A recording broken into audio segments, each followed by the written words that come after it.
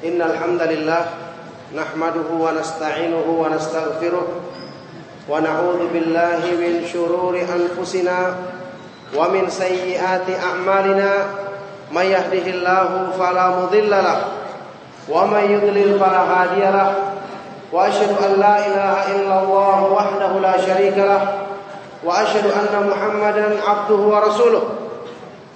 Ya ayyuhalladzina amanu taqullaha haqqa tuqatih wa la tamutunna illa wa antum muslimun. Ya ayyuhan nasu taqu rabbakumul ladzi khalaqakum min nafsin wahidah wa khalaqa minha zawjaha wa batha minhuma rijalan katsiran wa nisaa'a wattaqullaha alladzi tasaaluna bihi wal arham innallaha kana 'alaikum raqiba. Ya ayyuhalladzina amanu taqullaha wa qulu qawlan sadida yuslih lakum a'malakum wa yaghfir lakum dhunubakum wa may yuti'illaha wa rasulahu faqad faza fawzan 'azima. Amma ba'du, fa inna asdaqal hadits kitabullah wa khairal hadi hadi Muhammadin sallallahu alaihi wa alihi wasallam wa syarrul umuri muhdatsatuha wa kullu muhdatsatin bid'ah wa kullu bid'atin dhalalah wa kullu dhalalatin finnar wa ba'du. Ma'asyiral ikhwah wal akhwat fid din rahimakumullah. Alhamdulillah, segala puji bagi Allah Subhanahu wa taala yang telah memberikan limpahan nikmat yang demikian banyak kepada kita semua. Segala puji bagi Allah Subhanahu wa taala atas semua limpahan nikmat dan karunia-Nya, dan segala puji bagi Allah yang telah memudahkan kita kembali untuk bertemu di majelis ini dalam suasana iman insyaallah, dalam suasana cinta kepada sunnah Nabi sallallahu alaihi wasallam, dalam suasana niat untuk mendapatkan ilmu yang bermanfaat yang akan menambah keimanan kita dan ketakwaan kita kepada Allah Subhanahu wa taala. Ma'asyiral muslimin, al-ikhwah wal akhwat fid din rahimakumullah. Sekali lagi, dan ini senantiasa ana sampaikan, bahwa apa yang antum dapatkan dari para asatidz fudhala tentang ilmu yang bermanfaat, manhaj salafus saleh, cara-cara untuk berakidah yang benar, beribadah dan mendekatkan diri kepada Allah Subhanahu wa taala adalah lebih dari cukup, adalah merupakan bimbingan yang harusnya kita amalkan dengan sebaik-baiknya untuk kita menggapai ridha Allah Subhanahu wa taala. Ma'asyiral muslimin rahimakumullah. Ilmu yang bermanfaat, hikmah dari Allah Subhanahu wa taala adalah satu anugerah yang pantas disyukuri oleh orang-orang yang beriman, apalagi orang-orang yang mencintai sunnah Nabi sallallahu alaihi wasallam. Allah Subhanahu wa taala berfirman, "Yu'til hikmata may yasha wa may yu'tal hikmata faqad utiya khairan katsira." Allah Subhanahu wa taala memberikan hikmah, pengetahuan, pemahaman tentang agamanya kepada siapa yang dikehendakinya, kepada siapa yang dipilihnya, dan barang siapa yang diberikan kepadanya hikmah, maka sungguh telah dianugerahkan padanya kebaikan yang banyak. Tidakkah masing-masing kita menyadari bahwa Allah Subhanahu wa taala memilih dirinya untuk mendapatkan banyak kebaikan? Tidakkah masing-masing kita bersyukur kepada Allah Subhanahu wa taala dipilih di antara sekian banyak manusia untuk menerima hidayah Islam, menerima hidayah iman, dan hidayah mencintai sunnah Nabi sallallahu alaihi wasallam? Maka oleh karena itu, sekali lagi, majelis ilmu yang selalu kita marakkan dalam kehidupan kita ini merupakan nikmat yang tiada terhingga. Antum yang berada di Lombok Barat maupun Timur benar-benar mendapatkan nikmat yang besar dari Allah Subhanahu wa taala. Bisa mendapatkan bimbingan dari para asatidz al-fudhala di atas manhaj salaf. Kemudian didatangi juga para ustadz-ustadz yang lainnya yang ikut saling tolong-menolong dalam upaya untuk memberikan nasihat kebaikan, untuk saling menyempurnakan, saling tolong-menolong dalam kebaikan dan ketakwaan. Yang subhanallah, nikmat ini kalau antum bandingkan di tempat-tempat yang lain, maka pengajian-pengajian seperti ini sangat-sangat jarang dilakukan. Dan juga kelebihan antum yang ada di sini semangat yang antum miliki untuk menghadiri pengajian yang dihadiri sekian banyak orang yang ana secara pribadi pernah datang di beberapa tempat, tidak pernah mendapatkan suasana pengajian yang seperti ini. Sampai-sampai saya sendiri kalau ingin menyampaikan pengajian di sini, dalam keadaan awalnya takut atau merasa segan dengan banyaknya orang yang hadir, tapi kemudian setelah duduk dan berjumpa dengan saudara-saudaraku sesama ahlu sunnah, maka timbul semangat untuk saling tolong menolong dalam kebaikan dan ketakwaan, yang semoga Allah subhanahu wa ta'ala mematikan kita di atas kebaikan ini, menjadikan kita istiqomah di atas kebenaran ini sampai kita bertemu dan menghadapnya nanti. Ma'asyiral ikhwa fiddin rahimakumullah, sebaik-baik nasihat yang pantas untuk disampaikan kepada sesama ahlu sunnah adalah nasihat untuk memanfaatkan hidayah yang Allah berikan kepada kita, agar kita gunakan sebaik-baiknya untuk meningkatkan keimanan kita. Ahlu sunnah wal jamaah tentu diistimewakan dengan mereka mengetahui jalan yang benar. Ibaratnya tinggal menjalani, di hadapannya telah terbentang sekian banyak kebaikan. Karena syarat-syarat untuk memperbaiki amalannya berupa akidah yang benar, tauhid, keimanan yang benar kepada Allah subhanahu wa ta'ala, alhamdulillah sudah kita pahami dalam kajian-kajian kita dan dari bimbingan para ustadz kita. Kemudian syarat yang kedua yaitu ittiba'us sunnah, mengikuti sunnah Nabi SAW. Alhamdulillah kecintaan terhadap sunnah dengan taufik dari Allah subhanahu wa ta'ala tertanam dalam diri kita. Maka ini seharusnya merupakan kesempatan untuk kita beramal sebanyak-banyaknya. Amalan yang kecil yang dilakukan di atas sunnah dan di atas akidah yang benar akan bernilai berlipat ganda di hadapan Allah subhanahu wa ta'ala, dibandingkan dengan amalan orang-orang yang tidak memiliki akidah yang benar dan tidak meniatkannya untuk mencintai sunnah Nabi sallallahu alaihi wasallam.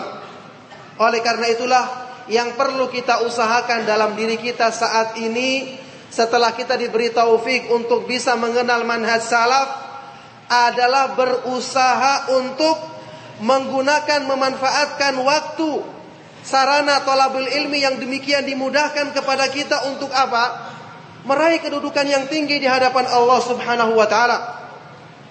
Kedudukan yang mulia dalam agama saat ini sudah tidak ada yang terhalangi bagi kita. Pemahaman yang benar alhamdulillah sudah kita pahami untuk bisa mentadaburi Al-Quran yang merupakan sumber kebaikan yang paling utama. Juga kita dimudahkan karena kita dengan manhaj salaf kita mempelajari Al-Quran dengan pemahaman yang benar, dengan penafsiran yang sesuai dengan pemahamannya para sahabat radhiyallahu taala anhum ajma'in. Kemudian sehubungan dengan ilmu-ilmu yang merupakan dasar agama, ilmu tauhid, mengenal nama-nama dan sifat-sifat Allah subhanahu wa ta'ala, kita semua dimudahkan untuk memahami semua itu. Maka mengapa kita tidak segera berlomba-lomba untuk mencapai kedudukan mulia di hadapan Allah subhanahu wa ta'ala, sebagaimana ini perbuatannya orang-orang yang mulia sebelum kita, para nabi alaihi wassalatu wassalam, dan orang-orang yang soleh sebelum kita. Setelah kita mengetahui jalan yang hak, setelah kita mengetahui cara-cara memperbaiki kualitas amalan kita, yang mana itulah yang akan diuji oleh Allah subhanahu wa ta'ala, sebagaimana firman-Nya, alladzi khalaqal mauta wal hayata liyabluwakum ayyukum ahsanu amala. Dialah Allah yang menciptakan kehidupan dan kematian untuk menguji siapa di antara kamu yang lebih bagus amalannya.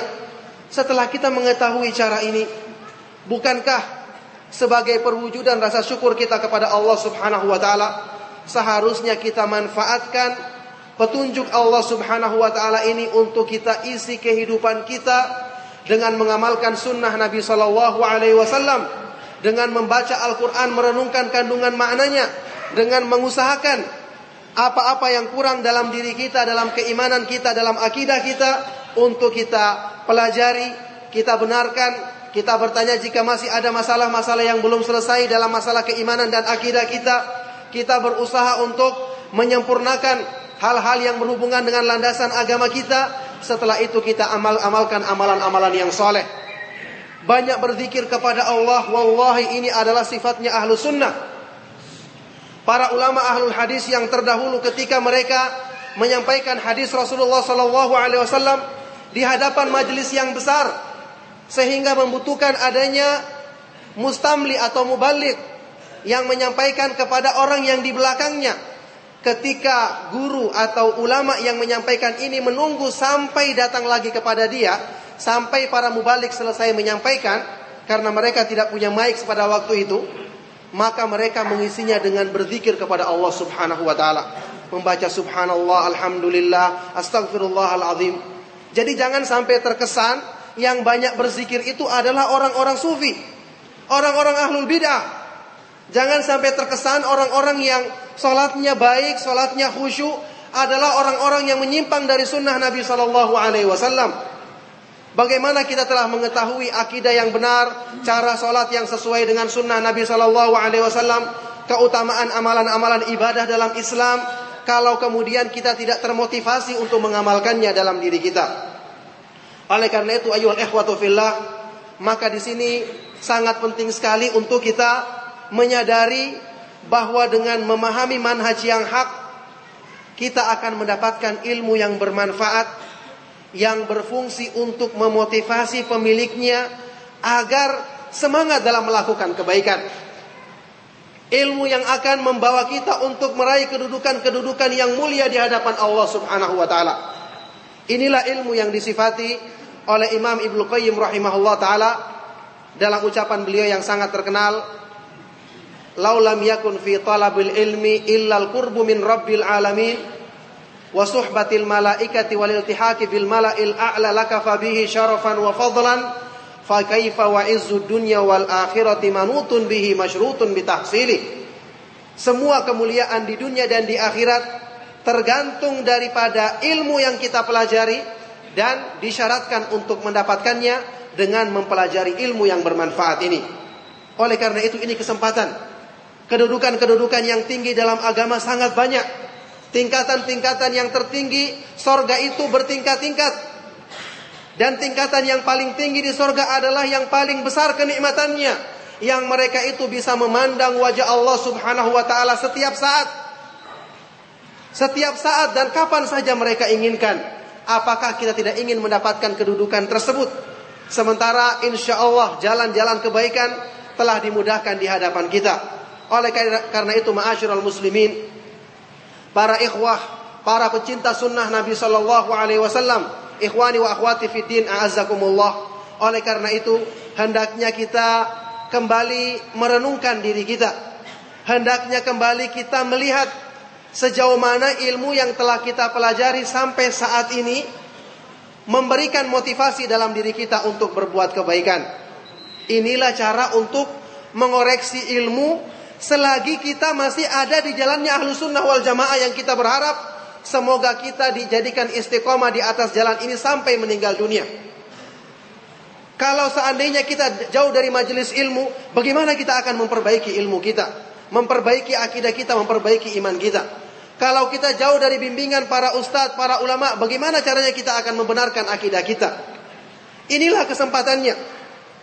Ilmu yang bermanfaat memberikan motivasi dalam diri manusia, sehingga Imam Ibnu Rajab Al-Hambali sewaktu menyebutkan manfaat atau definisi daripada ilmu yang bermanfaat, beliau mengatakan, al-ilmu nafi'u huwa ma basharal quluba fayujibu laha sakinata wat tawadu'a wal ikhbata wal inkisar. Ilmu yang bermanfaat itu adalah ilmu yang merasuk ke dalam hati manusia. Ilmu yang merasuk ke dalam hati manusia, yang kemudian melahirkan dalam hati itu perasaan as-sakinah, tenang ketika mendekatkan diri kepada Allah, gembira ketika beribadah kepada Allah Subhanahu wa ta'ala, al-khasyah, perasaan takut kepadanya, tunduk kepada Allah, yang disertai dengan tawadhu, merendahkan diri di hadapan Allah, al-ikhbat, merendahkan diri di hadapan Allah, dan al-inkisar, selalu merasa kurang di hadapannya. Ini ilmu yang bermanfaat, dan inilah yang dimaukan dari, yang dituju dari kita mempelajari pemahaman para ulama salaf. Karena jelas ilmu yang bermanfaat tidak akan didapatkan selain dari jalan ini. Oleh karena itu, Imam Ibnu Rajab dalam ucapannya yang lain di kitab Fadlul Ilmi Salaf ala Ilmil Khalaf menyebutkan, al-ilmu nafi'u min dzalika huwa dhabtu nususil Qur'ani wa sunnati Rasulillah sallallahu alaihi wasallam Ilmu yang bermanfaat dari semua itu adalah mempelajari dengan cermat nas-nas Al-Quran dan hadis-hadis Rasulullah SAW dengan membedakan antara hadis-hadis yang sahih dan hadis-hadis yang dhaif.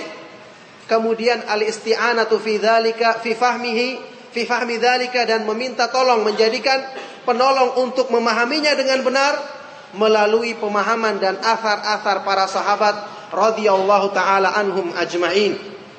Subhanallah, dua ungkapan dari satu imam, Imam Ibnu Rajab Al-Hambali. Satunya beliau mengatakan ilmu yang bermanfaat itu adalah mempelajari Al-Quran dan Sunnah dengan pemahaman para ulama salaf. Di definisi yang pertama beliau mengatakan ilmu yang bermanfaat itu adalah yang merasuk ke dalam hati manusia. Artinya apa? Beliau ingin menjelaskan sumbernya. Selain dari sumber ini tidak akan mendapatkan ilmu yang bermanfaat. Maka orang-orang yang tidak mengenal manhaj salaf tidak akan bisa mencapai kedudukan-kedudukan yang tinggi dalam agama. Mereka-mereka yang mengaku mengetahui ma'rifatullah adalah ma'rifatullah yang tidak sesuai dengan syariat, yang merupakan bid'ah karena tidak mereka dapatkan dari pemahaman Al-Quran dan hadis-hadis yang sahih dari Nabi SAW. Orang-orang ahlul bid'ah mengartikan ma'rifatullah adalah bertemu dengan Allah lewat mimpi, yang padahal itu merupakan godaan syaitan atau tipu daya syaitan, atau lewat ilham, atau lewat yang mereka namakan mukasyafah, yang semua ini kebohongan dan kedustaan. Allah Subhanahu wa ta'ala memperkenalkan dirinya kepada hambanya, yang kita namakan dengan istilah ma'rifatullah, mengenal Allah yang benar sesuai dengan nama-nama dan sifat-sifat yang diterangkannya dalam ayat-ayat Al-Quran dan hadis-hadis yang sahih dari Nabi SAW. Maka cuma manhaj salaf yang bisa mencapai tingkatan ma'rifatullah yang sebenarnya. Yang ini merupakan tingkatan yang agung dalam agama. Yang ini merupakan landasan cinta kepada Allah Subhanahu wa ta'ala. Yang dengan cinta kepada Allah Subhanahu wa ta'ala, seseorang akan bisa beribadah kepada Allah Subhanahu wa ta'ala dengan ibadah yang sebenarnya. Oleh karena itu Imam Ibnu Qayyim rahimahullah ta'ala berkata, akmalun nasi ubudiyatan al-muta'abbidu lillahi bi jami'il asma'i was sifati allati yattali'u 'alaiha al-bashar. Orang yang paling sempurna penghambaan dirinya kepada Allah Subhanahu wa ta'ala adalah orang yang beribadah kepada Allah dengan semua kandungan nama-nama dan sifat-sifatnya yang mampu dijangkau oleh pengetahuan manusia. Maka kedudukan yang mulia ini tidak akan dicapai kecuali dengan mempelajari agama melalui pemahaman para ulama salaf. Kemudian Ibnu Rajab menyebutkan hasilnya ilmu yang bermanfaat. Apa buahnya? Yubashirul qulub, merasuk ke dalam hati. Maka ahlu sunnah itu adalah orang yang paling bersih hatinya, orang yang paling suci jiwanya, karena merekalah yang mengisi hati dan jiwanya dengan petunjuk Allah Subhanahu wa ta'ala. Sebagaimana kita ketahui bersama, petunjuk Allah Subhanahu wa ta'ala diturunkan kepada manusia, dimasukkan ke dalam hati manusia, tujuannya untuk membersihkan jiwa dan menyucikan hatinya, karena ini adalah sumber kebaikan yang paling utama. Ini adalah sumber kebaikan yang paling besar, karena Rasulullah SAW bersabda, at-taqwa hahuna, takwa itu terletak di sini. Jadi fungsinya ilmu yang hak, sebagaimana Al-Quran yang Allah Subhanahu wa ta'ala nyatakan dalam firman-Nya, nazala bihi ruhul amin ala qalbika litakuna minal mundirin bilisanin arabiyyin mubin. Al-Quran itu diturunkan melalui malaikat Jibril untuk dimasukkan ke dalam hatimu ya Rasulullah dengan bahasa Arab yang jelas. Al-Quran tempatnya dalam hati, dan Al-Quranlah yang membersihkan hati manusia. Maksudnya Al-Quran yang difahami dengan pemahaman yang benar. Makanya oleh karena itu Allah Subhanahu wa ta'ala memuji orang-orang yang dianugerahkan ilmu ini. Dalam ayat yang lain Allah berfirman, bal huwa ayatum bayyinatun fi suduril ladzina utul ilmah. Akan tetapi Al-Quran itu adalah ayat-ayat yang jelas yang terdapat di dalam dadanya orang-orang yang beriman. Inilah fungsi Al-Quran, menguatkan hatinya orang-orang yang beriman, membersihkan kotoran-kotoran yang menghalanginya, mensucikan jiwa mereka. Sebagaimana yang saya sudah sering bahas dalam kajian, bahwasanya para ulama semua sepakat Ajma'al arifun, kata Imam Ibnu Qayyim, ajma'as sa'iruna ila Allah ala ikhtilafi turuqihim wa tabayuni sulukihim ala anna nafsa hiyal qati'atu bainal abdi wa bainal wusuli ila rabb. Semua sepakat orang yang ingin menempuh jalan agama, sampai pun ahlul bid'ah juga sepakat bahwa nafsu manusia adalah penghalang utama untuk mencapai ridha Allah. Tapi mereka salah dan keliru dalam membersihkan jiwa. Mereka keliru dalam melakukan pensucian hati karena mereka tidak memahami petunjuk Allah Subhanahu wa taala dengan pemahaman yang benar. Adapun ahlu sunnah, adapun ilmu yang hak yang dipelajari melalui pemahaman ahlu sunnah, maka Al-Quran berfungsi untuk membersihkan semua kotoran-kotoran dalam hati mereka.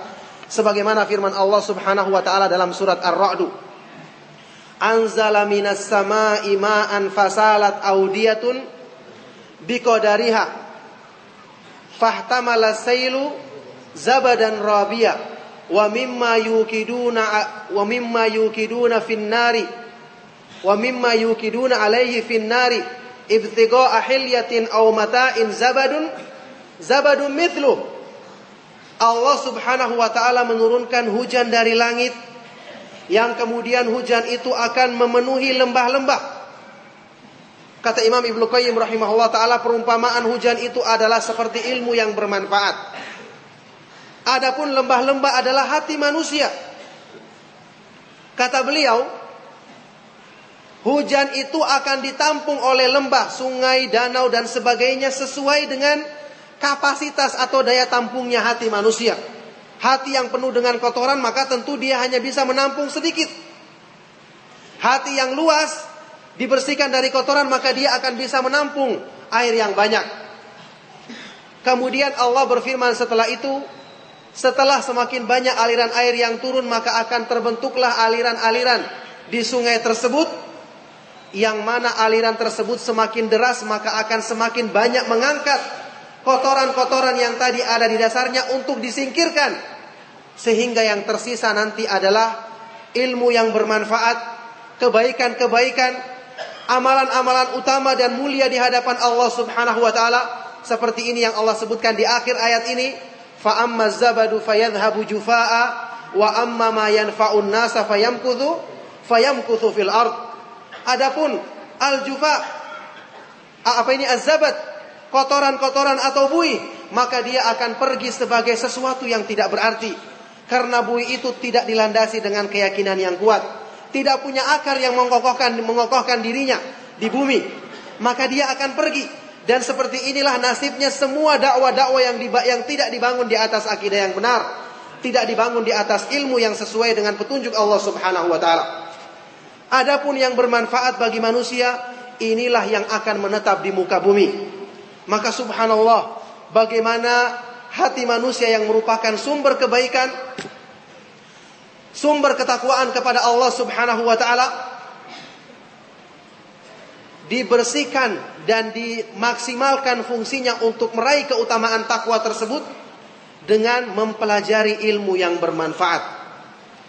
Maka seharusnya seorang ahlu sunnah benar-benar berbahagia dan bersyukur kepada Allah Subhanahu wa taala dengan kenyataan ini. Minimal sebaik-baik pembersih hati yang kita rasakan dengan mengenal akidah ini adalah kita mengenal tauhid, beribadah kepada Allah Subhanahu wa taala semata-mata dan menjauhi segala sesuatu yang disembah selainnya, yang mana ini kita banyak saksikan dilakukan di masyarakat kita. Alhamdulillah, Allah Subhanahu wa taala bersihkan hati kita dari kotoran hati yang paling besar ini, yang jika masuk ke dalam hati manusia maka akan membinasakannya. Wal iyadu billah. Oleh karena itu ayyuhal ikhwatu fillah, bersyukurlah Allah Subhanahu wa taala melindungi kita dari kebodohan. Karena orang-orang yang bodoh yang tidak mengenal petunjuk Allah Subhanahu wa taala, ancaman untuk hati mereka itu kotor bahkan mati sangat besar sekali. Kita ingat semua ucapan Imam Ibnu Qayyim rahimahullah ta'ala yang menukil ucapannya seorang penyair yang mengatakan, wa fil jahli qoblal mauti mautun li ahli wa ajsamuhum qoblal kuburi kuburu. Pada sifat kebodohan, pada sifat jahil, tidak faham petunjuk Allah yang benar, sebelum orangnya mati, terlebih dahulu dia telah mati di hadapan Allah Subhanahu wa taala. Terlebih dahulu hatinya telah mati di hadapan Allah Subhanahu wa taala. Wa ajsaduhum qablal kuburi kuburu, dan tubuh-tubuh mereka, jasad-jasad mereka sebelum dimasukkan ke dalam kuburan, terlebih dahulu di dunia telah menjadi kuburan bagi hati-hati mereka. Lihatlah orang yang tidak mengenal petunjuk Allah, terhalangi dari kebaikan. Sementara kita alhamdulillah dimuliakan dengan ilmu yang bermanfaat. Oleh karena itu, ini hendaknya menjadi renungan bagi kita semua, bahwa saat ini kita harusnya sudah berlomba-lomba dalam kebaikan. Seharusnya sudah muncul di kalangan kita orang-orang yang selalu mengisi waktunya dengan berzikir kepada Allah Subhanahu wa taala dimanapun dia berada. Seharusnya di antara kita minimal sudah ada orang yang mendekati seperti beberapa para ulama salaf, di antaranya Muhammad ibnu Sirin, yang ketika dia dilihat di pasar, orang yang melihatnya akan langsung mengingat Allah Subhanahu wa taala. Kata Abu Awanah Waddah ibnu Abdillah al-Yashkuli, salah seorang muridnya, dia mengatakan, "Ra'aitu Muhammad ibnu Sirin fi suq wa ma ra'ahu ahadun illa dzakarallaha azza wa jalla." Aku melihat Muhammad ibnu Sirin di pasar, dan tidak ada seorang pun yang melihat beliau kecuali dia akan langsung mengingat Allah Subhanahu wa taala. Masya Allah, ini di pasar, bukan di masjid. Kalau kita melihat orang di masjid sedang duduk membaca Al-Quran, wajar kita akan mengingat Allah. Tapi di pasar, Muhammad ibnu Sirin yang terkenal keras dalam membantah ahlul bid'ah, tapi ternyata beliau adalah orang yang memiliki ibadah yang demikian tekun, zikir yang tidak pernah terputus, sehingga orang yang melihatnya di pasar sedang berjual beli langsung mengingat Allah Subhanahu wa taala. Maka benarlah sabda Rasulullah sallallahu alaihi wasallam dalam hadis yang sahih, "Auliyaullahi humul ladzina idza ru'u dzukirallahu azza wa jal." Wali-wali Allah itu adalah mereka-mereka yang jika kita memandangnya, maka kita akan mengingat Allah Subhanahu wa taala. Maka ayyuhal ikhwatu fillah, perhatikanlah ketakutan kepada Allah, ketundukan kepadanya, ini adalah buah daripada ilmu yang bermanfaat. Saat ini masing-masing kita berpikir untuk mendapatkan kedudukan yang tinggi ini. Kita semua nanti akan meninggal dunia, dan kita semua berharap menjadi golongan yang selamat. Tapi ingat, menjadi golongan yang selamat tidak cuma dengan mengaku, tapi hendaknya kita berusaha menerapkan ilmu ini dalam diri kita. Berkali-kali saya mengulangi kemuliaan ilmu di zaman para ulama salaf dengan menukil ucapannya Hasan al-Basri yang mengatakan, kana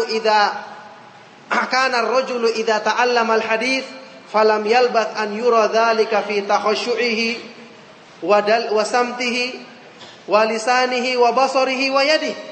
Dulunya di zaman para ulama salaf, jika ada seseorang laki-laki yang mulai mempelajari ilmu sunnah, maka tidak lama lagi terlihat pengaruh kebaikan dari ilmu yang dipelajarinya dalam hal meningkatkan kekhusyuannya dalam ibadah, merubah tingkah lakunya menjadi semakin baik, merubah ucapan lisannya menjadi semakin bermanfaat, pandangan matanya dan semua amalan anggota badannya. Subhanallah, agungnya ilmu sunnah dan betapa besarnya nikmat Allah Subhanahu wa taala karena kita diberikan kesempatan untuk mengenal ilmu yang agung ini. Maka ma'asyiral ikhwah fiddin, sekali lagi, ilmu yang bermanfaat adalah yang merasuk ke dalam hati kita. Maka renungkanlah, sampai saat ini sudah berapa jauh kita mempelajari petunjuk Allah Subhanahu wa taala. Setelah kita memahaminya, sudah berapa banyak manfaat dari Al-Quran yang kita renungkan untuk merubah keadaan diri kita. Maka sebagai satu nasihat yang juga insya Allah nasihat ini sudah pernah antum dengarkan di kajian-kajian para ustadz yang lainnya, Imam Ibnu Qayyim rahimahullah ta'ala membuat satu pembahasan dalam kitabnya Al-Fawaid tentang syurutul intifa'i bil Qur'an, syarat-syarat mengambil manfaat dari Al-Quran. Bagaimana menjadikan ilmu kita bermanfaat, bagaimana menjadikan ilmu yang kita miliki bukan cuma sekedar wawasan atau teori yang cuma sekedar pandai kita perdebatkan atau ceramahkan, tapi tidak terwujud nyata bekas-bekas kebaikannya dalam diri kita. Nah, ini perlu diusahakan syarat-syarat tersebut agar maksimal ilmu tersebut memberikan manfaat kepada kita semua. Imam Ibnu Qayyim rahimahullah ta'ala, ini sebagai faedah bagi kita semua, menyebutkan syarat-syarat mendapatkan ilmu yang bermanfaat ini berdalil dengan firman Allah subhanahu wa ta'ala dalam surat Qaf ayat 37. Allah subhanahu wa ta'ala berfirman, inna fi dzalika ladzikra liman kana lahu qalbun aw alqa sam'a wa huwa syahid. Sesungguhnya ya, pada yang demikian itu benar-benar terdapat pelajaran, peringatan dan nasihat bagi orang-orang yang memiliki hati, atau orang-orang yang mencenderungkan mengkonsentrasikan pendengarannya dalam keadaan dia menghadirkan hatinya, tidak lalai dan tidak disibukkan pikirannya dengan hal-hal yang lain. Dari ayat yang mulia ini Imam Ibnu Qayyim rahimahullah ta'ala menyimpulkan ada 4 faktor yang dibutuhkan untuk manfaat daripada ilmu yang kita pelajari bisa merasuk ke dalam hati kita, merubah diri kita untuk semakin belajar semakin baik. Dibutuhkan 4 faktor ini, yang semakin sempurna kita laksanakan, maka semakin sempurna pula manfaat yang kita dapatkan dari ayat-ayat Al-Quran yang kita baca dan hadis-hadis Nabi SAW yang kita pelajari. Faktor yang pertama, inna fi dzalika la dzikra, ditujukan dalam firman Allah di awal ayat ini, sesungguhnya pada yang demikian itu benar-benar terdapat pelajaran, peringatan dan nasihat. Kata-kata fi dzalika dalam ayat ini itu kembali kepada apa yang Allah sebutkan sebelumnya tentang sifat-sifatnya penduduk sorga, tentang akibat dari orang-orang yang mendustakan seruan para rasul dalam surat Qaf ini. Allah mengisyaratkan pada yang demikian itu, pada kisah-kisah tersebut, pada firman-firman Allah tersebut terdapat pelajaran. Kata Imam Ibnu Qayyim rahimahullah ta'ala, hadza isyaratun ila mu'athirin muqtadin. Ini potongan ayat ini menunjukkan isyarat kepada faktor yang pertama yang dibutuhkan untuk mendapatkan pengaruh yang baik, yaitu mu'athir, sumber pengaruh, dan muqtadin, sesuatu yang memberikan faedah. Sumber pengaruh harus baik. Oleh karena itulah kita selalu mengusahakan dalam kajian-kajian kita mengikuti pemahaman para ulama salaf, karena merekalah sebaik-baik yang memahami Al-Quran dan Sunnah Nabi SAW. Bahkan tidak ada pemahaman yang benar dalam memahami keduanya kecuali dengan pemahaman para ulama salaf. Al-Quran jelas dia merupakan sumber yang terbaik untuk memberikan nasihat dan peringatan kepada kita. Demikian pula hadis-hadis Nabi SAW, tapi dengan syarat dipahami dengan pemahaman yang benar. Oleh karena itu, dalam kajian-kajian yang hendaknya kita usahakan dan kita perhatikan, bahwa kita mengikuti kajian, mendatangi majelis ilmu, tujuannya untuk memperbaiki diri kita, tujuannya untuk meningkatkan takwa kita kepada Allah Subhanahu wa ta'ala. Bukan hanya sekedar menambah wawasan, bukan hanya untuk sekedar perbandingan, atau bukan cuma sekedar untuk bangga dipuji menghadiri majelis-majelis, na'udzubillahi min dzalik.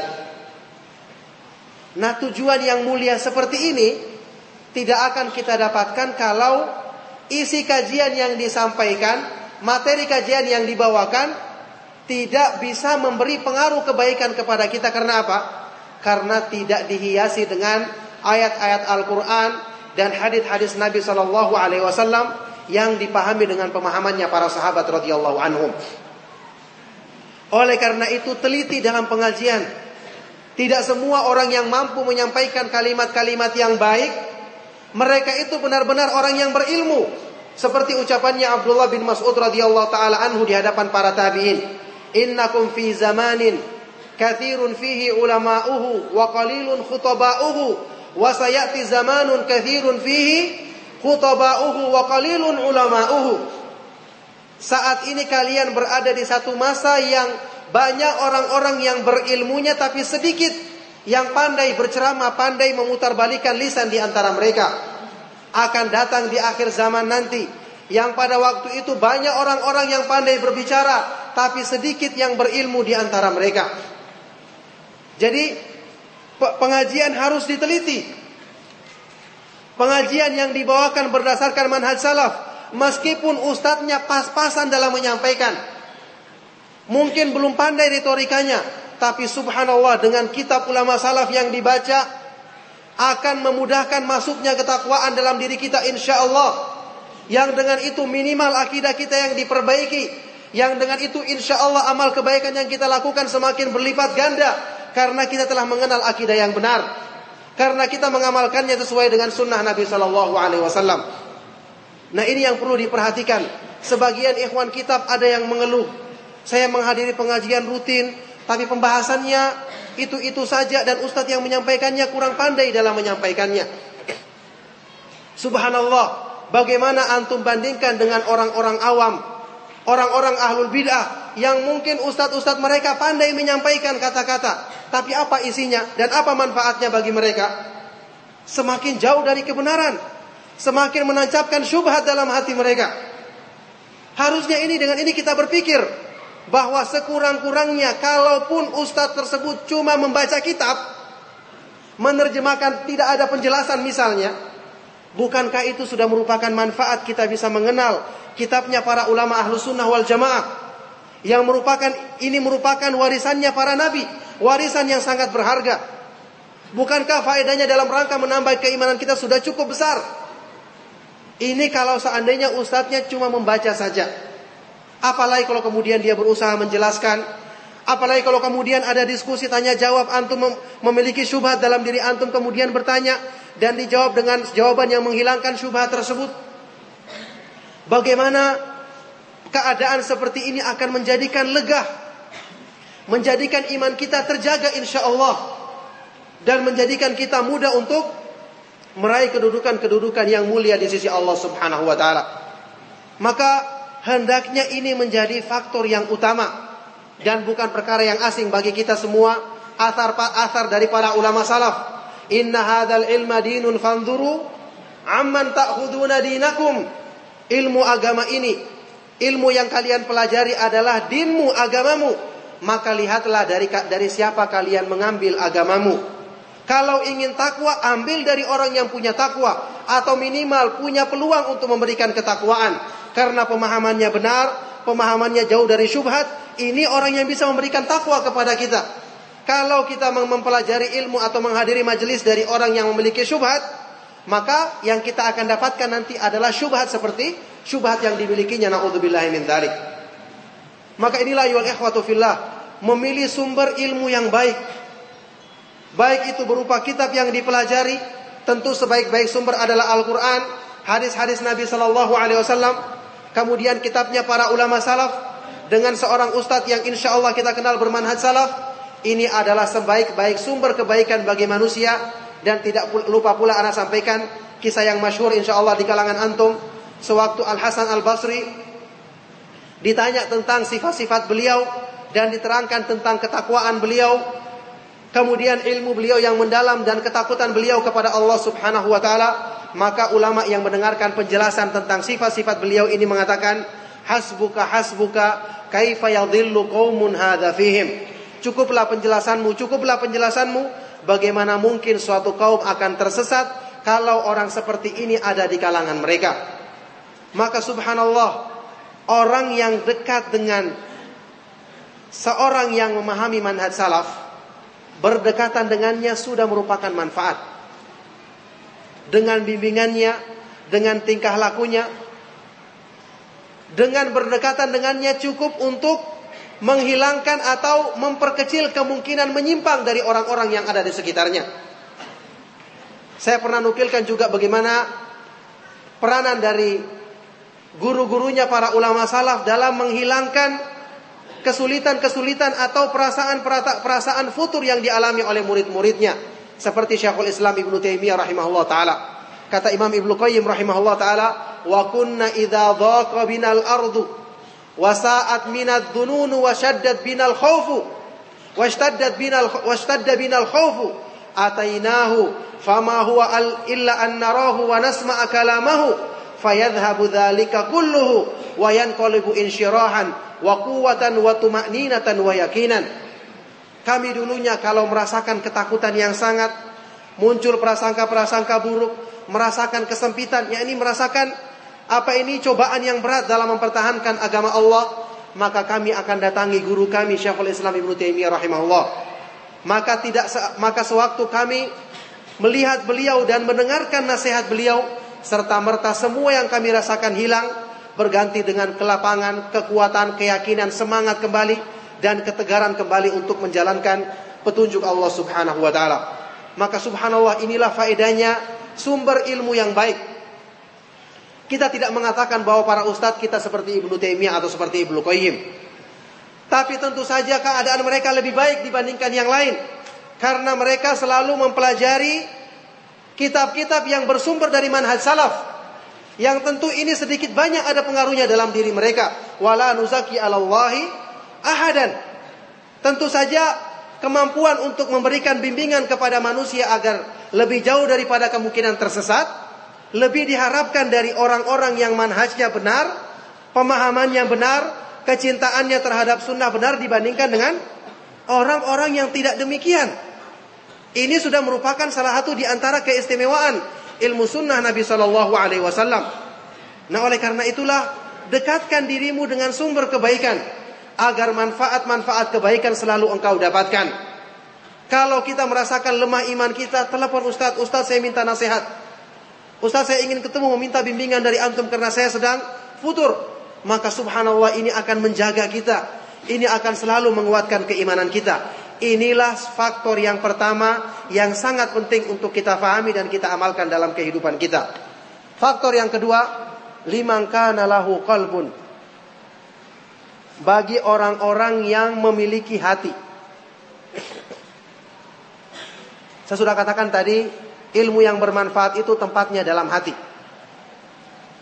Maka orang yang hatinya kotor, apalagi orang-orang yang hatinya mati, naudzubillahi min dzalik, termasuk orang-orang yang hatinya kotor tapi tidak tahu cara membersihkannya, tidak akan mereka mendapatkan manfaat dari Al-Quran wal iyadu billah.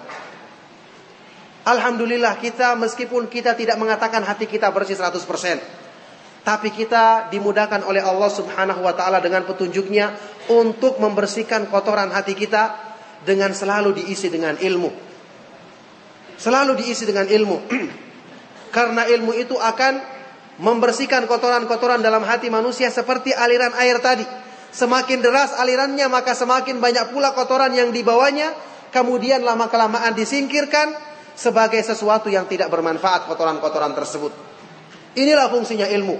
Semakin banyak kita menghadiri majelis ilmu, ada pertanyaan kita bertanya, kita berusaha untuk murojaah, kenali dalilnya, fahami apa ini cara-cara pengambilan dalil dari ilmu tersebut, membaca buku menghilangkan syubhat-syubhat dalam diri kita, semakin banyak kotoran-kotoran syahwat dan syubhat yang kita hilangkan dari diri kita, yang itu berarti semakin memperlebar ruang untuk masuknya ilmu.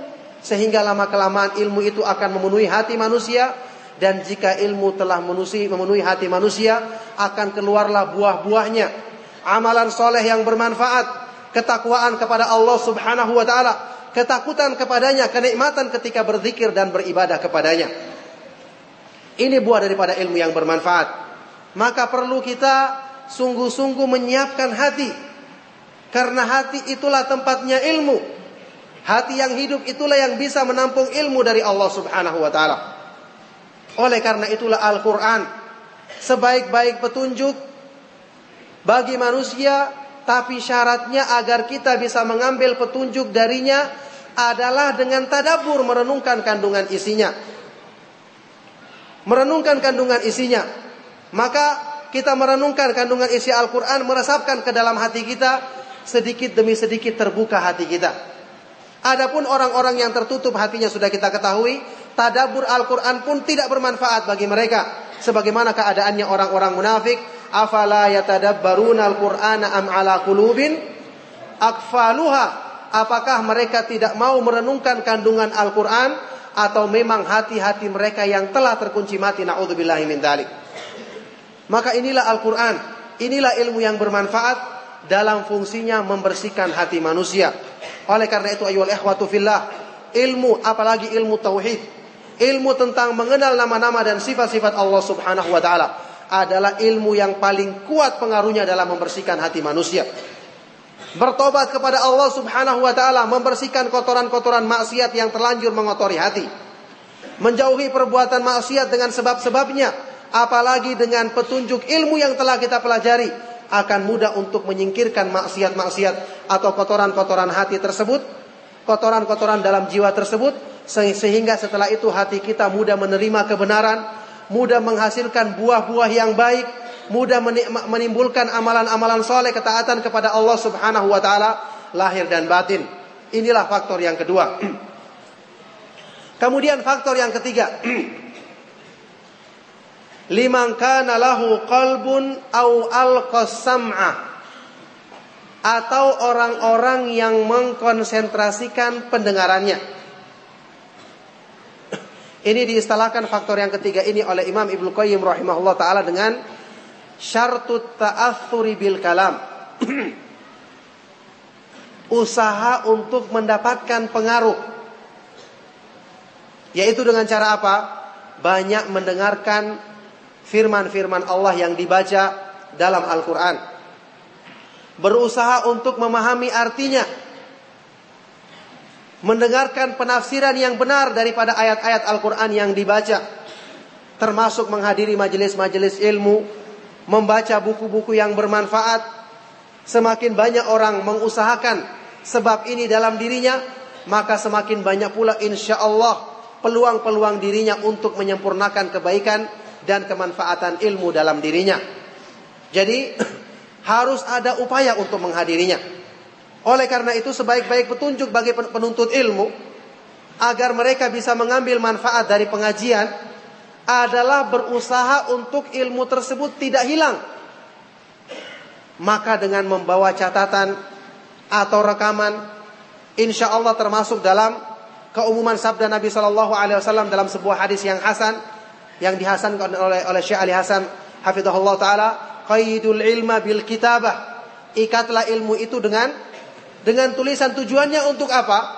Agar bisa diulangi, dimurajaah, tidak hilang begitu saja, tidak menghadiri pengajian sekali dua kali kemudian setelah pulang hilang kembali. Tidak ada yang menempel kecuali cuma perkara yang lucu-lucu saja atau perkara yang aneh-aneh saja, sementara manfaatnya tidak tertinggal. Jelas bukan ini tujuan daripada ilmu. Kata para ulama, hayatul ilmi mudzakaratuhu, hidupnya ilmu itu dengan didiskusikan kembali, diulangi kembali. Kalau ada yang belum kita fahami, atau mungkin ada faedah yang benar-benar menggugah keimanan kita, tapi karena ustadz yang menyampaikan kemudian melangkah kepada pembahasan lain, nah kalau kita tidak catat faedah ini untuk kemudian kita baca kembali, kita renungkan kembali artinya, maka akan luput peluang untuk menumbuhkan keimanan dalam diri kita karena kita tidak mencatatnya. Oleh karena itu dulunya para ulama salaf menghadiri majelis ilmu, mereka berlomba-lomba untuk duduk di paling depan, majelis yang paling depan, bahkan mereka berlarian untuk bisa mendapatkan majelis yang terdepan. Ini keadaannya para ulama salaf. Maka kita tidak seperti Imam Bukhari yang dia menghadiri majelis tidak pernah mencatat, kemudian setelah pulang ke negerinya mencatat semua dari hafalannya. Apalagi sudah kita ketahui al-hifdzu khawan, hafalan itu mudah mengkhianati bagi orang-orang yang lemah hafalannya seperti kita. Nah, untuk kita bisa mendapatkan manfaat daripada ilmu, faedah-faedah terhadap keimanan, perlu kita catat. Sebagaimana merupakan nasihat para ulama, kalau seseorang membaca kitab bahasa Arab ataupun terjemahan, hendaknya dia menyiapkan buku tersendiri untuk mencatat fawaid. Kita mungkin pernah dengar kitabnya Ibnu Qayyim rahimahullah, Fawaid. Satu jilid tipis, yang kitab ini adalah hasil dari faedah-faedah ilmiah dari thalabul ilminya beliau. Baru faedah-faedah ilmiahnya sudah seperti itu, kemudian dijabarkan secara panjang lebar dalam kitab-kitab yang lain. kitab ini saja sudah demikian besar manfaatnya. Kita juga pernah dengar kitab Saidul Khatir. Tulisannya siapa? Imam Saidul Khatir, Ibnul Jauzi rahimahullah ta'ala. Ini sama, mencatat faedah-faedah yang berserakan sewaktu beliau menuntut ilmu, mencatatnya, nanti diulangi di murajaah, kemudian diterangkan dalam kitab yang lain. Inilah nasihatnya para ulama. Minimal kalau kita membaca buku, di bagian terakhir ada 2 halaman yang kosong yang biasa disiapkan untuk percetakan untuk nulis nama misalnya. Kita bikin faedah. Judul tulis kecil, faedah tentang keutamaan asma wa sifat, titik, halaman sekian. Ini minimal bagi orang yang malas. Kenapa? Dia malas untuk nulis kembali. Tapi dia sudah tahu, oh halamannya kalau saya ingin cari ini halaman sekian. Dia bikin daftar isi tersendiri. Supaya apa? Mudah dia merujuk kepada faedah-faedah tersebut. Nah, ini cara mengambil manfaat daripada ilmu. Ini yang harus kita usahakan dalam diri kita. Jadi ilmu, thalabul ilmi kita itu lebih teratur dan lebih bisa meningkat sedikit demi sedikit. Ilmu yang kita pelajari pun juga bisa kita atur dengan lebih sistematis, sehingga mudah untuk kita ulangi, mudah untuk kita hafalkan faedahnya, dan mudah untuk kita transfer ke orang lain, kita sampaikan ke orang lain. Maka ini merupakan satu kebaikan yang sangat besar. Sudah kita memperbaiki diri kita dengan ilmu, kemudian kita berusaha memperbaiki orang lain dengan ilmu tersebut. Ini faktor yang ketiga yang sangat penting untuk diusahakan. Au alqasam'a wa huwa syahid. Dalam keadaan dia hadir, tidak lalai. Ini yang beliau istilahkan dengan faktor yang keempat, yaitu intifa'ul mawani'. Intifa'ul mawani', menghilangkan penghalang-penghalang yang menghalangi masuknya manfaat daripada ilmu. Waktu hadiri majelis ilmu, disiapkan pikiran kita benar-benar konsentrasi, tidak disibukkan dengan pikiran-pikiran yang lain. Ilmu itu mulia, maka tidak akan diberikan kecuali kepada orang-orang yang mulia, yang memang mengkonsentrasikan dirinya untuk mendapatkan ilmu tadi. Jadi kita hadir dalam keadaan pikiran kita benar-benar siap menerima ilmu, konsentrasi, dan menghilangkan penghalang-penghalang yang menghalangi ilmu, yaitu kelalaian, melamun dalam majelis ilmu, apalagi mengantuk. Kemudian akhirnya nanti ilmu yang didapatkan pun juga bisa jadi bukan cuma tidak dapat ilmu, tapi justru malah salah faham karena keterangannya terputus-putus yang didengar. Maka ini jelas akan menghalangi manfaat ilmu secara sempurna. Oleh karena itu konsentrasi ini sangat penting sekali. Kalau perlu kita mengusahakan dengan sebab-sebab yang saya katakan tadi, duduk di majelis yang paling depan, berusaha untuk memperhatikan mulut ustadz yang menyampaikan ilmu agar lebih bisa kita memahami dengan baik, dan dengan cara-cara yang lain agar bisa membantu kita konsentrasi dalam mendengarkan majelis ilmu tersebut. Maka subhanallah, ini semua tentu akan bergantung kepada sejauh mana kita menilai tingginya kedudukan dan kemuliaan ilmu. Para ulama salaf dulunya, di majelisnya Abdurrahman ibnu Mahdi, ulama tabi'ut tabi'in yang terkenal, yang termasuk salah seorang ahli jala wa ta'dil yang terkenal, di majelisnya tidak ada seorang pun yang tersenyum, dan tidak ada seorang pun yang berani bergerak. Karena kalau ada yang berani tersenyum atau kelihatan tidak konsentrasi, beliau langsung meninggalkan majelis ilmu saat itu juga. Dan semua akan merasa rugi, semua akan merasa memarahi temannya yang berbuat tadi, karena kesempatan untuk bertemu dengan imam besar seperti ini sangat jarang. Ini semua karena apa? Karena mereka mengetahui mulianya kedudukan ilmu, sehingga mereka benar-benar datang untuk meraih kemuliaan besar tersebut. Mungkin saya pernah sebutkan juga dalam kajian kita bagaimana para ulama ketika menghadiri majelis ilmu sambil berlari-lari. Sampai dalam biografinya Imam Ibnu Mubarak disebutkan ketika dia datang ke salah satu wilayah di Khurasan, di wilayah Raqqah, maka langsung serta-merta diketahui kedatangan beliau. Jalanan dipenuhi dengan debu-debu yang berhamburan, sendal-sendal yang berterbangan. Mereka semua berlari untuk mendatangi majelisnya imam ini. Sampai pada saat itu salah seorang istrinya Khalifah Harun ar-Rasyid bertanya, ada apa ini? dikatakan kepadanya ada seorang imam dari Khurasan yang datang berkunjung ke wilayah ini, maka beliau atau istrinya ini mengatakan, "Hadza wallahi huwal mulk." Demi Allah, inilah kerajaan dan kekuasaan yang sebenarnya. Orang datang kepadanya tidak perlu dipaksa-paksa, tapi mereka menyadari kemuliaan yang mereka cari, keagungan kedudukan ilmu, sehingga mereka berlomba-lomba sendiri datang berlarian untuk mendatangi menghadiri majelis beliau. Nah, ini terjadi di kalangan para ulama salaf. Kenapa? Mereka menyadari kemuliaan ilmu. Adapun orang-orang saat ini, thalabul ilmi adalah merupakan sampingan baginya, selingan baginya. Kalaupun dia datang, maka sambil mendengarkan, sambil bertemu dengan teman, sambil reuni teman-teman yang sudah lama tidak ketemu, bisa ketemu dalam majelis ilmu. Na'udzubillahi min dzalik. Orang seperti ini apa yang akan didapatkannya dari ilmu? Al ilmu idza a'taitahu kullaka lam yu'tika illa nisfahu, kata para ulama. Ilmu itu kalau kamu curahkan semua yang ada pada dirimu, kamu tidak akan dapatkan kecuali setengahnya. Nah, bagaimana kalau kamu cuma memberikan setengah dari dirimu, apalagi seperempat, apa yang kita akan dapatkan?